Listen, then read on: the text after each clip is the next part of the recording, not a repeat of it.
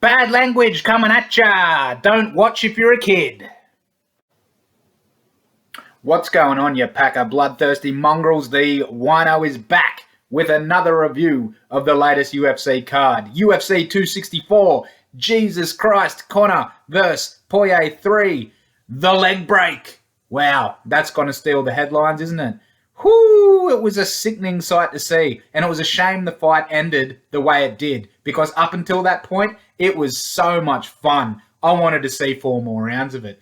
And honestly, I wanted to see Dustin get a sub in the 4th or 5th because I had him by sub. I had him by round 4, 5, or by decision, and either one of those would have clawed me back some money, but instead, I'm eating baked beans tonight because I took a bath. But anyway, what a fucking first round that was. What a only round it was.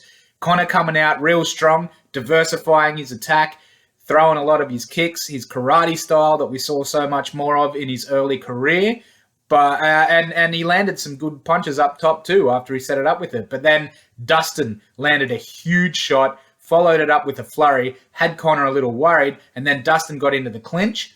Conor jumps on a guillotine while Dustin's trying to take him down, and I was like, ooh, this is not well advised. And surely enough, it wasn't. The commentary were talking like it was actually dangerous, like Conor jumped into full guard, and if he could have kept it there, maybe it would have been dangerous, but Dustin was out of that full guard almost immediately. The biggest problem for Dustin was that the cage was in the way of him being able to get off the angle that he wanted to. He was almost upside down on his head trying to get out of this guillotine, because he wanted to get the side control to alleviate the pressure, but he kind of fell down. He was in half guard, and by the time he was in half guard, like, that guillotine had no threat to it whatsoever. And of course, Dustin fought his way out of it, and that's where we spent the rest of the round. Dustin on top, Conor on his back. Dustin landed heavy ground and pound, especially with the elbows, but Conor also landed elbows off his back and landed some big up kicks at the times that Dustin stood up. Right at the end of the round, Conor managed to work his way, but actually he didn't work his way back up. Dustin stepped back and led him up to finish on the feet, and it looked like Dustin landed a big shot that dropped Conor, and then he was throwing some punches. It looked like Herb might step in, but he didn't. He let the round end, but then Conor wasn't standing up, and it's like, ooh, what's going on here? He points down at his ankle, and it was in ruins. Then we saw the replay. Turns out the punch we thought dropped Conor didn't even land. He just stepped back on it weird, and it crunched Chris Weidman style, completely folded underneath him, and it was a sickening sight to see. But at the end of the day, legit win for Poirier. And Conor afterwards was acting pretty salty about it. He didn't make the best show of himself in the post-fight speech. Dustin was being pretty salty too, but that's because Conor was yelling at him and not taking the loss. And Dustin still tried to give him some props in the post-fight, even saying that, oh, he hit me with a good one, and, you know, I saw the stars a little bit, but I kept my legs under me, and I went from there. But Conor just wasn't having any of it. He was like, oh, it was just a freak accident, and I fell over. And the worst thing he said was, like, I was boxing his head off, and I was kicking his legs out, and it was my fight. It's like, yeah, you're doing that at the start of the round, but the rest of the round was, even without you breaking your leg, that was Dustin's fucking round, man. Like, you didn't win that round, and you definitely didn't win the fight.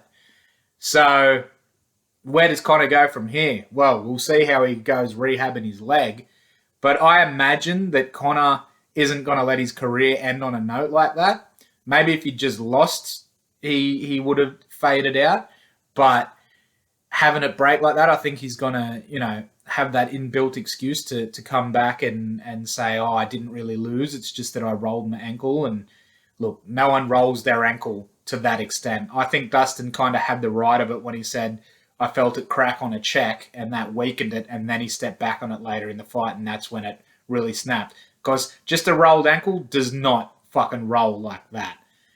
But hey, Dustin, next fucking title contender, and there's no point talking about what's next for Conor, because what's next for Conor is getting that leg healed. Next, down the card, we had the co-main event. For some, maybe not the most exciting fight, but It was a very good technical fight. And, yeah, Gilbert definitely won it. And I hate to say that because that fight could have won my money back for the day and had me going into the main event with a chance to win money because Wonderboy was my last leg on a multi. And honestly, I thought he came into the third round 2 down.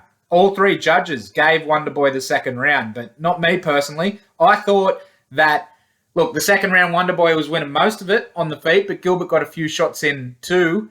And in the last minute, he got the takedown. And if he just got the takedown, it wouldn't have been enough to steal the round back. But he was landing those shots against the cage. And then they ended up in the fucking Don Fry situation, both trying to punch each other in the head right at the end there. But Gilbert was definitely getting the better of that. And I didn't think Wonderboy had done enough earlier in the round to counteract that. And also I thought Gilbert had done enough to compete with what Wonderboy had done earlier in the round. So this whole fight was just the story of can Gilbert get the takedown? And in every round he did. And once he did, Wonderboy always took a while to get up and always took punishment getting up. So, look, Gilbert called out a bunch of people after that. I think the fight that makes the most sense for him next is Leon Edwards, both coming off wins, both right at the top of the division. But, like, he called out Jorge too, and everyone's like, oh, that seems like a good fight. Honestly, I want to see Leon versus Jorge. I know Jorge's coming off 2 losses, both to the champ, and Leon's on a ridiculous win streak. But the heat in that rivalry after the 3-piece in the soda backstage, which I mentioned in my video about Jorge not being the real BMF, being a good marketing BMF. Well, not being the marketing BMF. He is a real BMF. I got that confused. But hey, if you want an explanation for that, I'll put that video at the end of this. But even if that doesn't make the most sense, that's the fight I want to see. I just love the rivalry in it. Where should Gilbert go from here? Geez, there's not many other people at the top of the division right now, so it's hard to say because, yeah, it looks like Colby is getting that next shot against Kamaru. And Gilbert, I don't know, maybe he just waits in the wings for the next shot. But, yeah, it's out of Leon and fucking Jorge, and I want to see them fight each other. But at the end of the day, this fight, Gilbert did super well. Gilbert showed he's still a fucking danger right at the top of the division. Wonderboy showed he's still a super hard puzzle to figure out. So we'll see what happens next there. Next fight down the card is my man, Bam Bam Tuivasa. And the first thing about this fight is ladies love Ty's walkout song. Absolutely loved it. If you want to be my lover, you got to get with my friends. And every girl that they showed in the crowd was fucking singing along and fucking jiving to that. Like, Ty, Bam Bam, so much fun. And then you get into the fight, he's throwing massive leg kicks, but then Hardy got his respect with a good stiff right. And Bam Bam realized, okay, I can't just throw these leg kicks naked anymore. I've got to, start setting them up with some hands. Because, Greg did have that power to earn the respect out of Ty. And they traded hands a bit. Greg landed a big one that seemed to rock Ty, and I'm like, oh, shit. And then he runs in. Ty throws a right, misses, and then boom on the big left hook with Hardy still coming in, and it drops him. It could have been over right there. The ref looked like he was getting in to separate it, but the ref kind of stutter-stepped and didn't quite get in, so Bam Bam's like, all right, and he went bam, bam, bam, bam. Not that many. It was really like 2, and then it was over. Gets on the cage, does a shoey right there, has his Aboriginal flag representing Aborigines, and great way to start to finish NAIDOC week. For those who don't know, here in Australia, we just had NAIDOC week, which is a week celebrating Aboriginal culture and the heritage and everything like that. So to have an Aborigine absolutely finishing, having such a standout performance and such a fun performance, it was a big win, and it was a good way to, and him having the Aboriginal flag at the end, it was a good way to round out NAIDOC week. And then we see him walking up the walkway to go backstage, and everyone's giving him shoeies on the way, and he's just a fun guy going with it. First guy gives a big squirt of Dustin Poirier's hot sauce, and you see him go, "Oh, what the fuck is that?" Struggle with that, but then he still did a shoey with the next guy, and then as he's going under the walkway, there's a guy up on the steps just decides to go, "Hey, here's a beer for you," starts pouring it down to him, and it's just like a waterfall. He opens his mouth and just fucking guzzles down that beer. So bam, bam, bam, bam. He's got to get a top, he said top 15, top 10. He's got to get at least a top 15 and next, and he's back on track. We've got Bam Bam looking as much of a prospect as he did when he first came in the UFC, but even more so because he seems like he's a bit smarter now, a bit wiser, and I'd love to see him fucking, make his way up the ranks. Who have we got for him? Maybe Marcin Tybura? Marcin Tybura could be an interesting one. I think it's a bad fight for Bam Bam because Tybura's got fucking great grappling, and that's Bam Bam's biggest weakness. But you know what?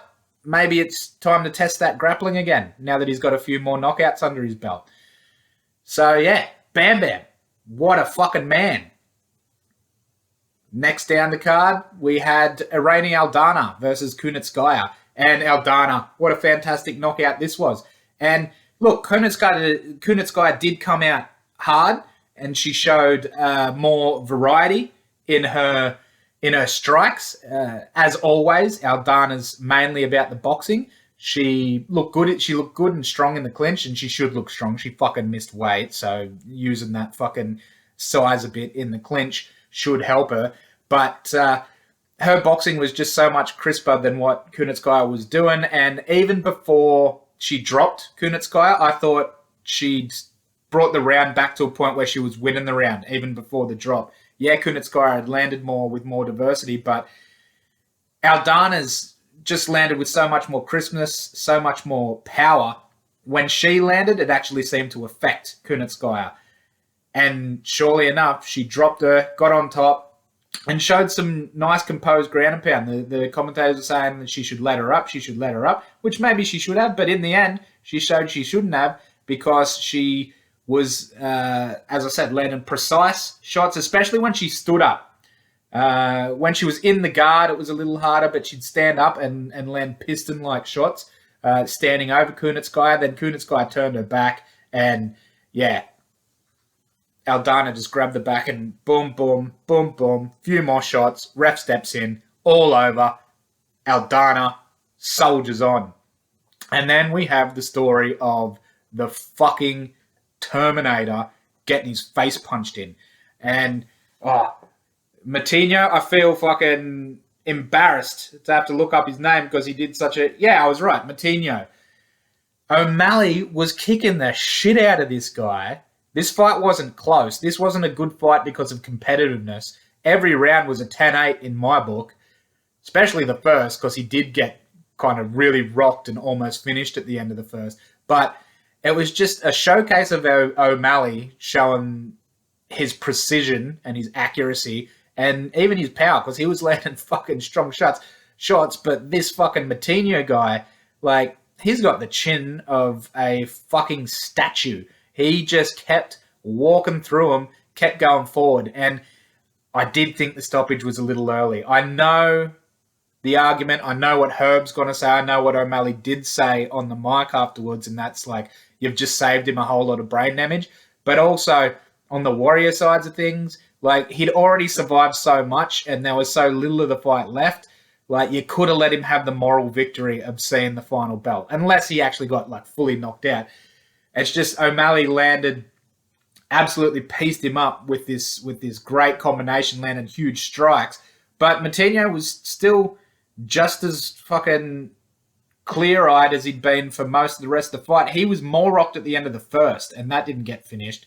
But I suppose Herb's like, with the accumulation of things, I better stop it here. So, yeah, didn't totally agree with the stoppage, although I saw where it came from.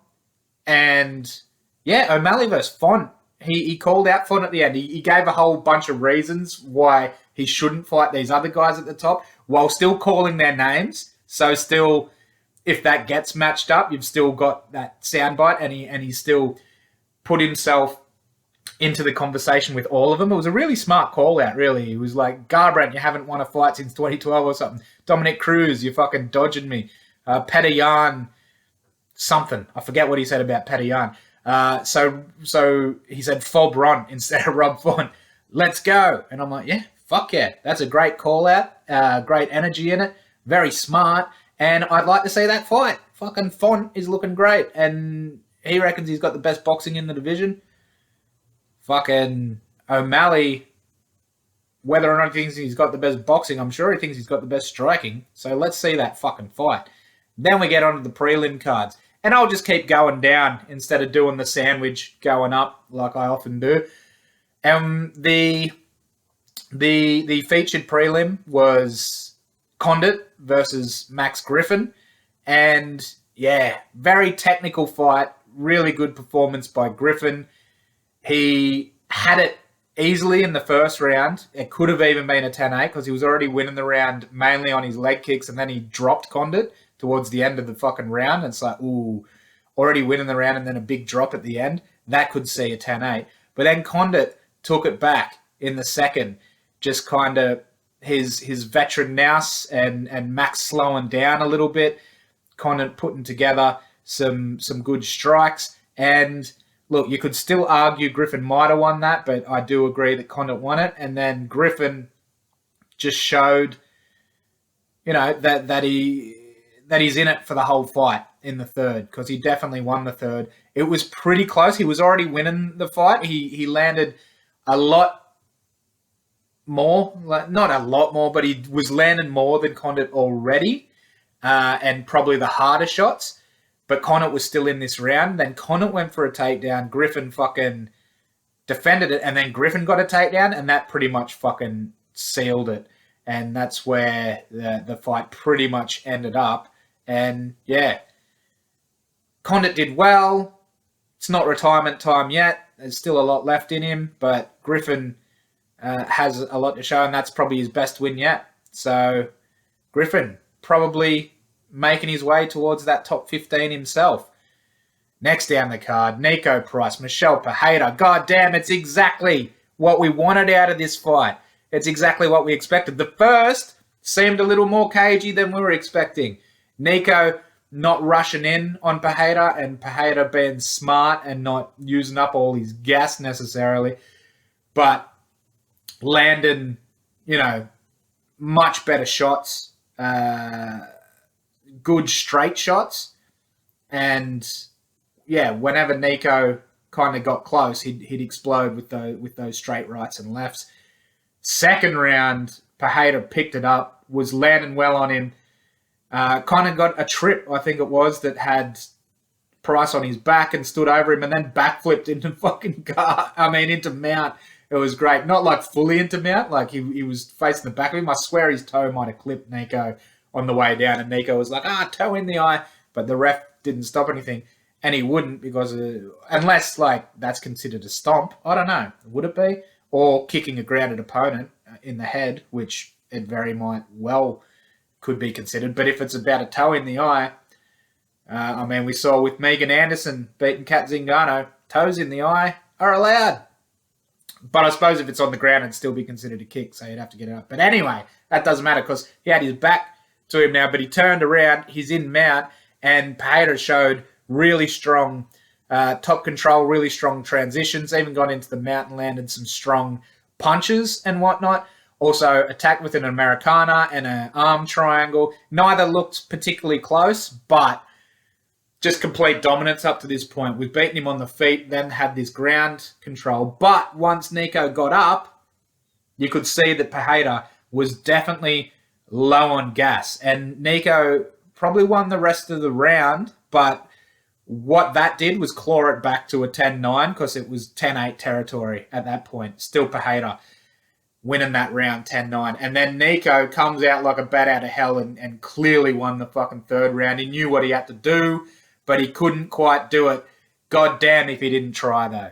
He went in hard, throwing everything he could at Pereira. Pereira still landing the odd thing, but he was fucking running out of gas, and he just had the durability to withstand Nico's onslaught. And it definitely wasn't a 10-8. If you're going to call that a 10-8, you got to call the second a 10-8. So 29-28 across all the judges' cards. Fair decision for Nico. Next down, I believe it was Jessica Eye versus Yana Kunitskaya. And this was a competitive fight, but I think it wasn't anywhere near as close as the commentators were making out. I thought Maya fucking pretty much dominated the entire fight. Yeah, Aya was coming forward, but coming forward doesn't fucking matter unless the striking is even. That's when aggression and octagon control matters. Joe doesn't seem to understand that. Anik did, surprisingly, and he tried to make that point. He's like, oh yeah, letter of the law, if all things are even, that's when you look into that. But all things weren't even. And I think that could be shown in the third round. There was this point where they showed a graphic of all the strikes, and Maya had like 50-something head strikes to 30-something from Eye, and Eye had more body and leg strikes. But the thing is, if your body and leg strikes aren't causing like huge immediate damage, like a big body shot that like makes someone like wince and back up and get winded, or a big leg kick that you can actually see, that really hurt the person. And also, if it's not having the cumulative effect of, with leg kicks, one, it affects your movement, and two, it gets harder and harder to stand on it. And with body, it kind of just depletes your entire durability and also takes away your gas tank. If you're not having those immediate impact things, head strikes, immediate or cumulative, just impact full stop, head strikes should outweigh leg and body strikes. And the thing is, although I was landing that stuff, none of them seemed to be having all that much effect on Maya. And even if it was just head over body and leg, Maya's strikes were more impactful, and they were going to the head.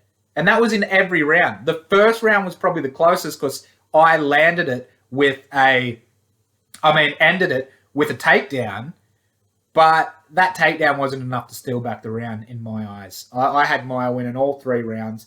The takedown in the first, Jessica got it, but there was only like 10 seconds left in the round, and she did nothing with it. She didn't land ground and pound. She just basically was kind of maneuvering in guard, trying to get to a better position, and there wasn't enough time to do it. So, yeah, competitive fight. Oh my God, the gash in Aya's head. Like, it came from a fucking head clash, so it wasn't scored, but my God, that head clash made a whore of Aya's forehead because that gash was wide open. And it was a little higher than my little scar here. It was up here. And I'm telling you, Aya's going to have one bigger than this going forward. But yeah, Maya wins. She stays at the top of the division. She reckons that one fight gets her straight back to a fight with Shevchenko. But I don't think that's necessarily the case. I think she needs another fight or two. I reckon her versus Andrade would be a lot of fun. Let's put her versus Andrade. And look, Jess is kind of sitting around the bottom of the top 10 right now. She can get her way back up, but she's going to need a few wins to get back to the peak of that division. Next down the card. Give me a sec. Oh, shit. Aldana versus Kunitskaya. Oh, no, yeah. I was talking Maya Eye then. Fucking dumb me. Thwacks versus Akhmedov. And I personally had this 30-27 for Thwacks, but I can see the first two possibly going to Akhmedov. It's that old question of volume over power. And once again, the letter of the law says immediate impact is supposed to be weighed above cumulative impact. So you'd say, power beats volume. But that doesn't mean, one or two powerful shots negate all the volume. And the other thing is, Thwacks' volume had some power in it too. So the third round was clearly Thwacks. There's no question about that. And the first two rounds had a similar story. Thwacks landing a lot more, getting in quicker with his straight punches. But when Akhmedov did land with his big winging looping hooks, they fucking made impact. He dropped Tavares in the first, so I think that's the most likely you could score for Akhmedov. And he kind of wobbled Tavares maybe even twice in the second. I think at least twice. But the thing is, Tavares was just outlanding him by so much, and his strikes were fucking solid too. They weren't just little pitter-patters. So I think Tavares' work did enough in both those rounds to take it. And as the commentators think, I think Omari just needs to wind back the throwing 100% into every single shot so he doesn't gas so easy. The biggest surprise to me in this fight was Akhmedov's wrestling. Because he was supposed to be the better wrestler. And he got a couple of takedowns. They were both from blast double legs. But Tavares got straight back up each time. And then they'd work their way to a clinch. And when he'd go for a double leg and Tavares would defend it and work it up to a clinch, the thing I noticed the most was, for a good wrestler, fucking hell, Akhmedov gave up the underhooks way too easy.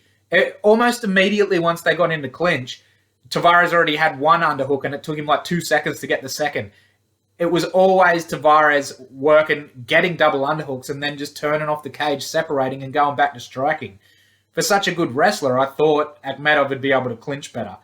So that's a big thing that cost him as well. So putting too much into his shots and getting gassed and not defending underhooks and getting good leverage in the clinch, that's what let Akhmedov down. Just better fight IQ all around from Brad Tavares. Then we got the first fight of the card, Jerome Rivera. Oh, I've just fucking skipped a couple. Because between Meyer and I and Pereira and Price, we had Hall versus Topuria. And, man, I got to be honest with you, I wanted to see Hall get a hold of one of those legs or an arm and see him play that jiu-jitsu a bit, because that's the fun thing to see. But he never did. He's just so funky the way he was going in. But it was dangerous how he was going in, because he was always, like, there were a few times when he leant down with that shoulder in, trying to scoop the leg, and he got punched a couple of times. And when it did go to the ground, he'd always give his back up and leave his head open, and that's what ended up costing him in the end. Look, when he was on the feet, he still looked dangerous. He landed 2 big spinning back kicks to the head that looked bad. He landed 2 big left hands, like straight left hand shifting his position as Topuria came in and kind of catching him with the momentum. But Topuria, when he did close the distance, would throw multiples. And at the end, after numerous times of Hall jumping in on the leg, like offering his back so he could kind of roll under the leg, he did that one too many times. Topuria stopped him rolling and just fucking started belting on an unguarded head from behind, similar to how Aldana finished Kunitskaya later in the card, and it ended up knocking Hall straight out. So there you go. Georgia has another fighter doing really well. Fucking Ilya Topuria, he's a real fucking prospect now, because Hall has looked pretty much untouchable so far, and people haven't been wanting to fight him because he's such a funky, such a weird type of fighter to fight. And he's been so effective getting his grappling game to work for him and bringing in this kind of karate style to keep himself at distance and only come in when he wants to. So, yeah, Topuria, very, very impressed. Duplessis versus Giles. Now, Duplessis, I thought, clearly won the first round. Giles was probably edging it on the feet, but Duplessis got a takedown, and he didn't do much damage on top. But this is another example of when people say, oh, the law says damage is the thing first and foremost. No, it fucking doesn't. The law says impact is first and foremost, and impact doesn't necessarily mean damage, because Duplessis did almost no damage with his grappling, but he had the impact of transitioning, controlling, like getting into dangerous positions and neutralizing Giles's offense by doing it.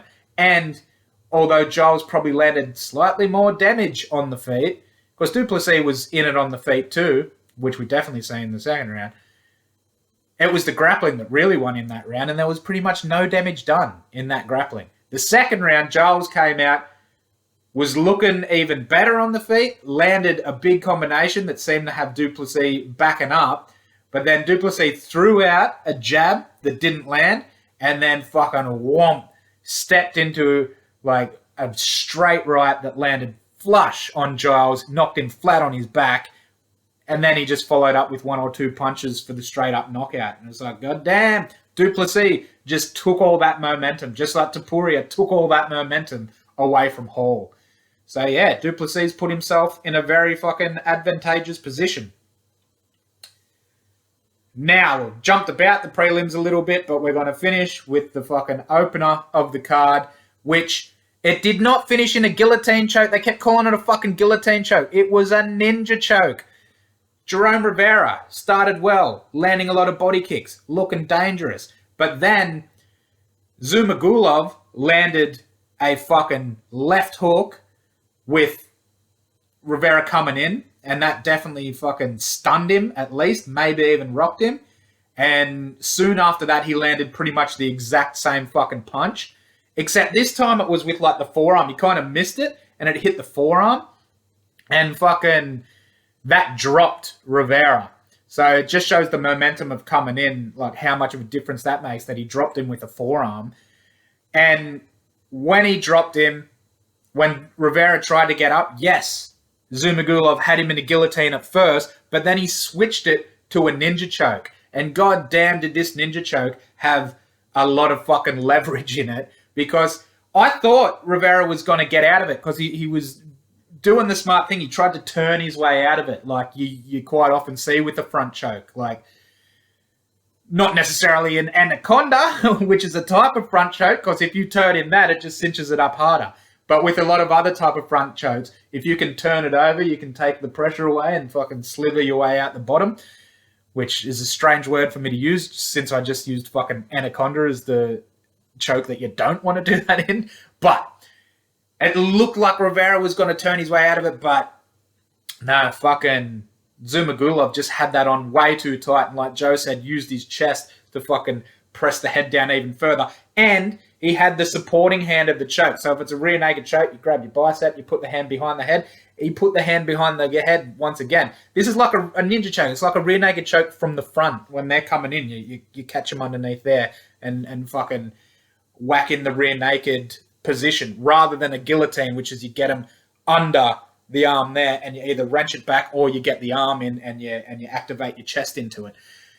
And the fucking goddamn ninja choke was in so tight, the supporting hand pushing the head down, as well as Zumagulov's chest pushing the head down.